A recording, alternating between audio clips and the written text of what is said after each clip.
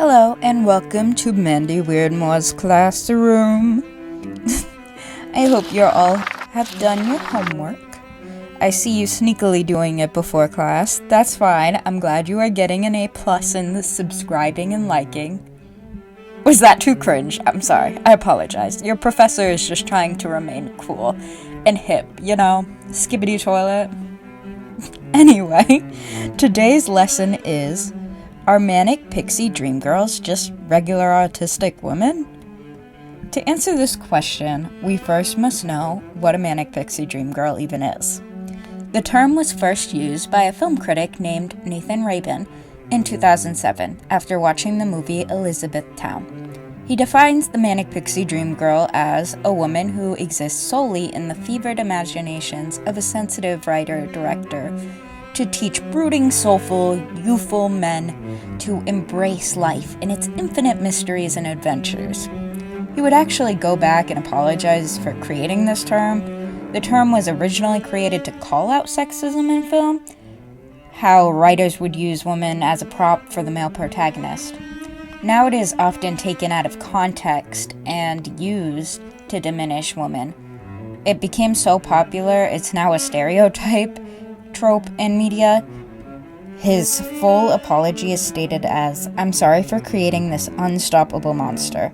7 years after I typed that fateful phrase, I'd like to join Kazan and Green in calling for the death of patriarchal lie of the manic pixie dream girl trope. I would welcome its erasure from public discourse. I'd applaud an end to articles about its countless different permutations. Let's all try to write better, more nuanced, and multi-dimensional female characters. Women with rich inner lives, complicated emotions, and total autonomy, who might strum ukuleles or dance in the rain, even when there are no men around to marvel at their free-spiritness." Some of the most notable manic pixie dream girls would be Ramona Flowers from Scott Pilgrim, Summer from 500 Days in Summer, and Sam in Perks of Being a Wallflower. There are many more examples of this trope. They're just the most notable, but really it's never ending. These women are stepping stones to push the male protagonist forward, complete the story. Another phrase comes from this trope, which is very popular to make fun of women on TikTok and other social media platforms. Said saying is, "She's not like other girls, she blinks. She's different. She doesn't fit in. She's not like other girls." Noticed? I'm weird. I'm a weirdo. I don't fit in, and I don't want to fit in. Have you ever seen me without this stupid hat on? That's weird. Anyway, the saying is, she's not like other girls. The thing about these films and sayings, it's assumed these women act different from other girls to gain attention from the opposite sex. However, we don't get to see these women's lives before the male protagonist enters their life. They could have always been different from other girls, and not in a, "Oh, I'm so different, and that's why men look at me, and I'm so different from other girls that I do that on purpose, so they look at me and think, wow, she's so cool, I could really use a different girl in my life." They're different because they enjoy those things. "And I'm sorry I don't talk like Murphy Brown, and I hate your pantsuit. I wish it had ribbons on it or something to make it just slightly cuter. And that doesn't mean I'm not smart and tough and strong." Okay. And I know you like Nick, and I'm not trying to interfere, but you should just talk to him about it. Are you done? I am almost done. I'm about to go and pay this $800 fine, and my checks have baby farm animals on them, bitch. It's the wrong way. Manic pixie dream girls are known to have a certain set of traits: dressing different, unique music interest, unique interest in general, and most importantly of all, being quirky. They do things like randomly burst into song, have a wild imagination, and be unapologetically themselves. Are any of these traits and things sounding familiar? Let me tell you, if you grew up as an autistic girl, you have certainly heard this one, if not many times. She's not autistic, she's just a little bit quirky, you know? Quirky as in having weird interest in niche things and acting differently from other girls and moving oddly. But it's fine, because that's what makes her interesting. Sounding familiar? Sounding like the Manic Pixie Dream Girl, if you would? Part of the iconic quirkiness is the clothing choices also of a Manic Pixie Dream Girl. The band t-shirts from the band no one's heard of, but she is obsessed with it. Wearing the brightest, childish clothing possible, or the plainest colors in the world. These are classic things autistic people do, whether it be from sensory issues or due to their special interests. Most of my clothes would be seen as Manic Pixie Dream Girl. Compression shirts under fandom t-shirts, odd pattern leggings under my jeans for the tight compression feeling. They're odd patterns, just like I like colorful items, and I'm obsessed with color theory. So that would be seen as Manic Pixie Dream Girl, because that is an odd niche interest. But really, it's just a side effect of my autism.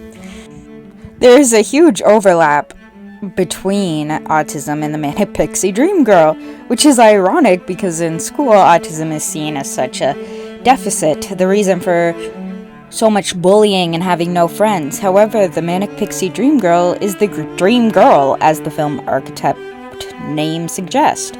It's okay that she ignores all society's expectations because she's teaching the guy to have fun and live freely. She has a unique way of showing her different worldview to the male protagonist. This is a strange worldview the man has never seen before, and he romanticizes it, and it teaches him how to live and how to be happy in a life he's never known and not the old one he's been depressed and used to. And however, he never puts in the effort to know the girl as a whole person. Even the original creator of the phrase Manic Pixie Dream Girl, Nathan Rabin, has come to terms that there is a huge overlap. He even made an informative sheet of an overlap. Nathan began to connect the dots after his late diagnosis of autism. He even gives a specific example, which is a great point. In Garden State, Natalie Portman doesn't just tell Zach Braff he should listen to the Shins because she's a fan and their music is good. No, she puts headphones on the Scrub star and tells him that listening to just one of the Shins songs will change his life. And that is some neurodivergent right there.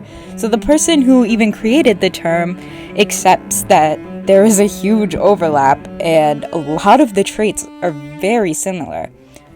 The unfortunate thing about the overlap between autism and the Manic Pixie Dream Girl is that it only shows the positives of autism traits and completely negates all the disadvantages. It romanticizes the quirky girl with no friends who sees the world different, then shows the guy using the girl as a stepping stone to understand life, not showing the girl's background.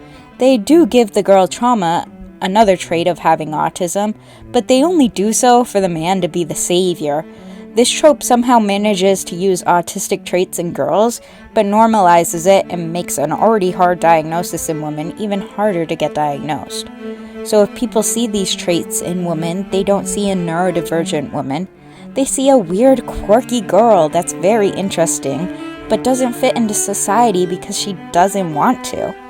Especially if you're a conventionally attractive woman, like you see in the movies, people will often say, "You don't look like you have autism." That's because they are imagining the stereotype of autism that they see in media, savant men, or the viral videos of autistic children having meltdowns on TikTok.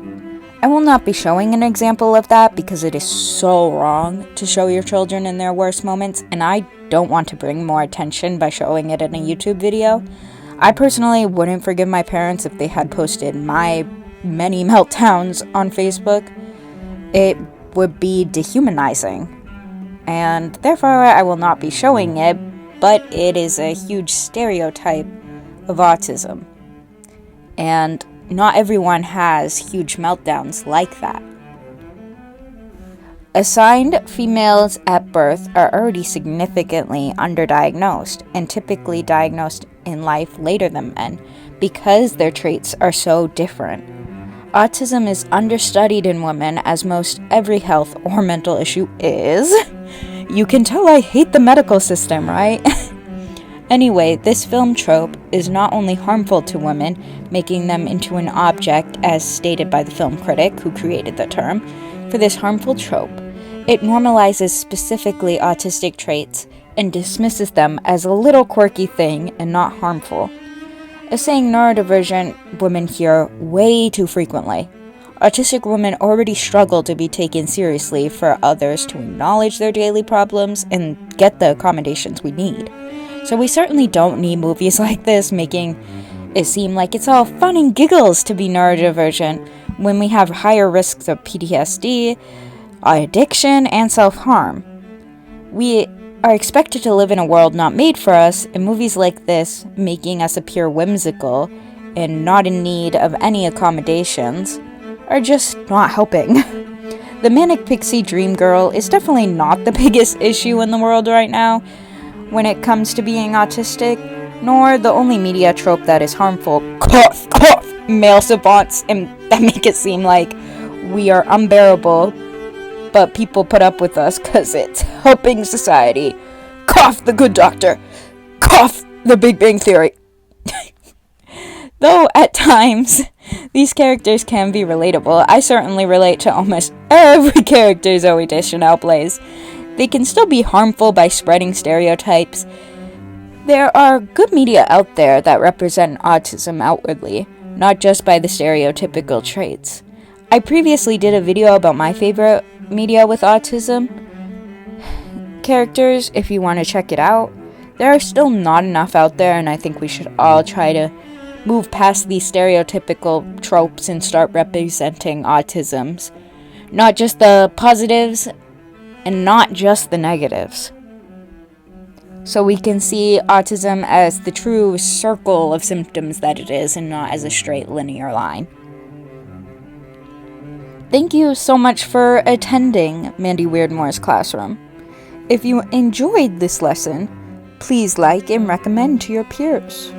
If you like art, inclusivity, and being your authentic self, subscribe to be a part of this community. Most importantly, everyone, as always, stay weird!